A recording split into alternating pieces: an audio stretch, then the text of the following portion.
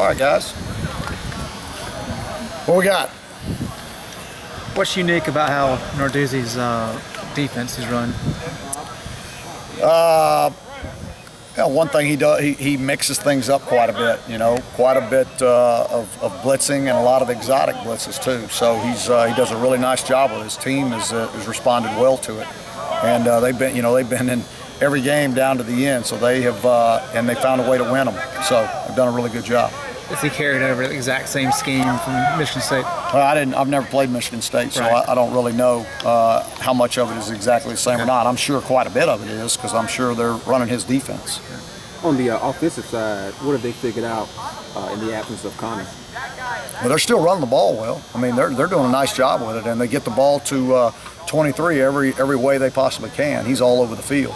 They move him from outside receiver to inside receiver, and they motion him.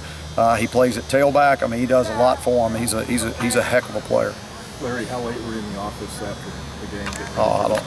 Late. I don't know what time it was. It was late. Was it and then it was back up early. Of the year, or what's that? Latest night of the year, perhaps? I don't know. I don't keep track of them. I mean, it was late. We were all of us, the whole staff. Everybody stayed there right after the game and started immediately on Pitt. And but that's what a Thursday night game does to you. You got to get going. You got to get prepared, and it's tough on these players because they don't have the normal time for the rest and recovery that they get. How does it change things for you guys as a staff, though, in terms of everything that you have to do? Yeah, everything's got to be sped up, because you got to get normally what you do on Sunday, we have to do on Saturday night and after our game, and then you come in on Sunday early in the morning and you try to get everything done from Monday, what you would normally do on a Monday. And so, I mean, obviously because of the short periods and I mean, you just can't do that much. And so you already have to have a plan really on what you're going to kind of do. Did you do a corrections period on Sunday with the players? We went, that was their day. And so, I mean, we needed that whole day for game planning. So you just jump right into Pitt? That night. I mean, I have not seen the film from the Virginia game yet. So I will, but I hadn't seen it yet. Coastal Division has, over its history, tended to be a little crazy. The next 3 weeks, there's 3 unbeaten teams. They're all going to play each other. You appreciate, as a coach, having that kind of sense of clarity, or that things are sort of going to shake themselves out one way or the other here? I mean, because of the way it is, I don't really think about it. I just think about playing the next game. If we just keep taking care of our business, we should be okay. So I haven't really even looked at the standings or to see where everybody is. I just know we got a good team coming up this week. You can tell on film. Coach, looking ahead a little bit, do you need to see? I won't. How about for Pitt, man? Do you need to see anything else out of your team to be convinced that they can go to any stadium in the country and do more than just compete? Yeah, I believe our guys. I don't think that they'll be intimidated by a stadium or anything else out there. I mean, we've gone to Heinz Field. It's a great place to play, great venue. They got a heck of a football team. I mean, they wouldn't be a one-loss team without it. I mean, they're playing really well, and you got to take your hat off to him. That's the first year, so the kids have bought in, and he's doing a great job with it. But nothing else you need to see to be 100% sold out. That my guys. No, I got complete confidence in our kids. I mean, the leadership on this football team is getting it done. They're the ones. I mean, it's not about the coaches; it's about the players, and those guys are the ones that are making it happen. Do you look at this as another opportunity to make a statement on a national stage? Which I do. A chance to do that earlier this year. Definitely. I mean, you got a Thursday night game. I mean, everybody's watching it. Thursday night's college football night now, and so everybody will be watching. We have an opportunity to show who we really are. Mark, we had a few nifty runs last week. How important is that in freeing up your offense when he is scrambling around like that?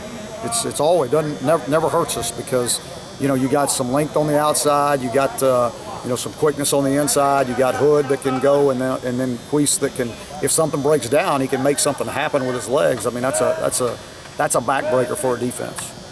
Landon Turner is Player of the Week again. What does it mean to you when your players are recognized with things like that? It's tremendous. I mean, they deserve all the recognition they get, especially those guys up front, because nobody really ever talks about them.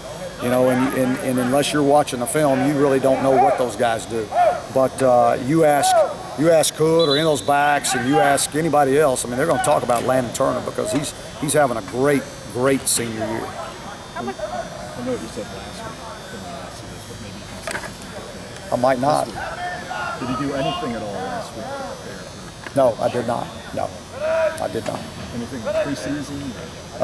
No, I mean, because we didn't know what, we didn't really know what Pat was going to do. And if it would have been their second year, yes, just in the summer we would have prepared for them, knowing that we had a short week. But we weren't able to do that because we really didn't know what they were going to be, because we hadn't seen them on tape one time. How much more comforting has it been this season for you to be able to coach with a defense that you'll know is going to make adjustments and even the second half not better? Yeah, that's been great.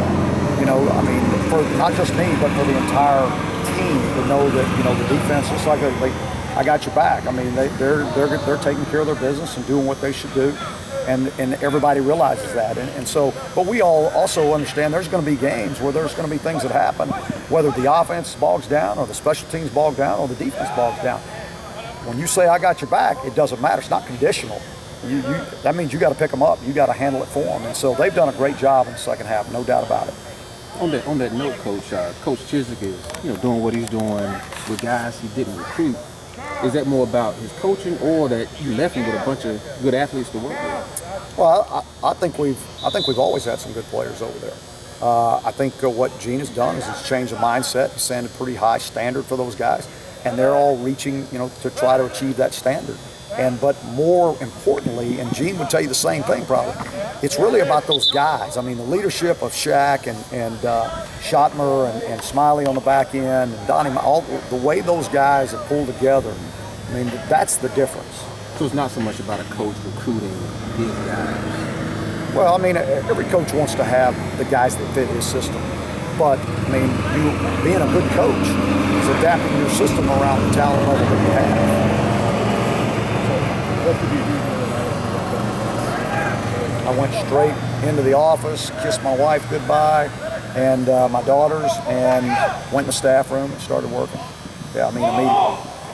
I did have a Chick-fil-A thing that they had sitting in there for me. I ate that while I was watching film. But we were all in there, we were all in there together. How many Red Bulls did you drink? Heck, I don't know. I don't keep count of those. Maybe so. I wasn't the only one. MJ back